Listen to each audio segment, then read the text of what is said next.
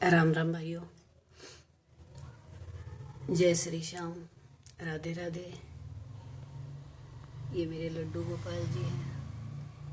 आज मैं आपको इनके बारे में एक बिल्कुल सच्ची घटना बताऊंगी जो कि मेरे साथ घटित हुआ है। आज से 5 साल पहले की बात है। जब मैं कहीं भजनों में जाती ना तो मैं इनको बोलती थी, ठाकुर जी आप मेरे घर कब आओगे। रोती थी और बहुत फरियाद करती थी, मिन्नतें करती थी, ठाकुर जी आप मेरे घर भी आओ, लल्ला मेरे घर भी आओ। और ये आए। जब मेरा घर सही हुआ, फर्श भी अच्छा हो गया और इनकी बैठने की जगह भी अच्छी बन गई, अलमारी बन गई छोटी सी। उस अलमारी के अंदर मैंने इनको बिठाना था, बोल दिया था कि ठाकुर जी आएंगे तो इसमें बैठेंगे। जिस दिन मेरी अलमारी तैयार हुई उस दिन सुबह सुबह, उससे अगले दिन सुबह सुबह मेरी जेठानी है, परिवार में जेठानी लगती है, उन्होंने मेरे को बुलाया और बताया, पूछा कि तुम्हें ठाकुर जी चाहिए, लल्ला चाहिए। मैंने कहा हाँ चाहिए। मैं अपनी झोली में इनको लेकर आ गई और मैंने इनको वहां बिठा दिया और बहुत मन को भी सुकून मिला और अच्छा लगा और घर का काम भी मेरा अच्छा चलने लगा। उसके बाद मैंने अपनी ननद को भी बोला था कि दीदी मेरे लिए आप वृंदावन जाते रहते हो तो ठाकुर जी लेके आना। वो लेके आई 2 ठाकुर जी। एक मेरी छोटी ननद को दे दिया उन्होंने, एक मेरी देवरानी को दे दिया। फिर मेरे मन में हुआ ओहो मेरे लिए तो आप लाए नहीं दीदी। फिर मेरी दीदी बोली क्या पता तेरे लिए और भी बेस्ट होता हो। फिर मेरे लिए वृंदावन से ये ठाकुर जी आए।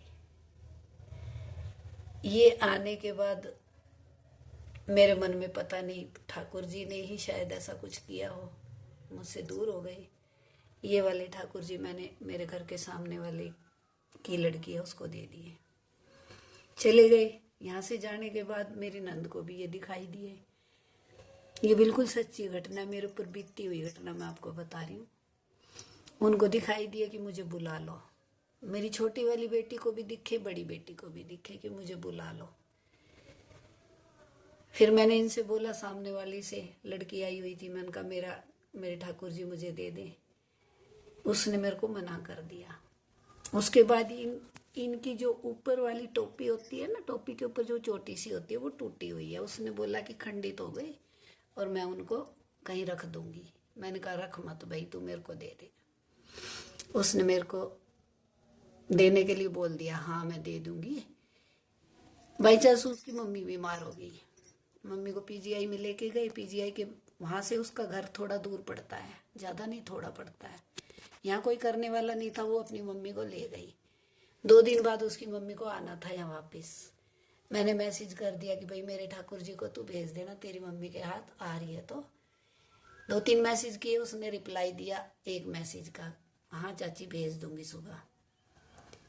अब ये सुबह तो मेरे घर आ गए 9 तारीख को, करवा चौथ से 1 दिन पहले। सुबह मेरे घर आ तो गए, लेकिन रात को ना इन्होंने, जो मेरी सामने वाली पड़ोसन है, उसको सोने नहीं दिया। जब भी वो सोती ना तो उसकी बाजू पकड़ के हिला के बोलते, मुझे लेके चलना, मुझे यहाँ छोड़ना नहीं है, मैं जाऊंगा तेरे साथ, छोड़ के मत जाना मेरे को। उसने मेरे को आके बताया तेरे ठाकुर जी ने मुझे सोने नहीं दिया। और आए ना ये ऐसी बुरी हालत में थे, इनकी आंखें कुछ नहीं दिख रही थी, काले थे। मैंने इनको पीताम्बरी से थोड़ा साफ किया, मैं बहुत रोई। फिर मैंने बाजार से आंखें ला के इनको आंखें लगवाई। मेरे हस्बैंड ने आंखें लगाई, उन्होंने इसे साफ किया। और फिर मैंने इनको सिंगार के सजा के अपने मंदिर में बिठाया। अब आप देख सकते हो मेरा मन भी खुश है और मेरे ठाकुर जी दया कर रहे हैं मेरे ऊपर। जय श्री श्याम। ये बिल्कुल सच्ची घटना है, मेरे साथ बीती हुई है, इसलिए मैं आपको बता रही हूँ। राधे राधे।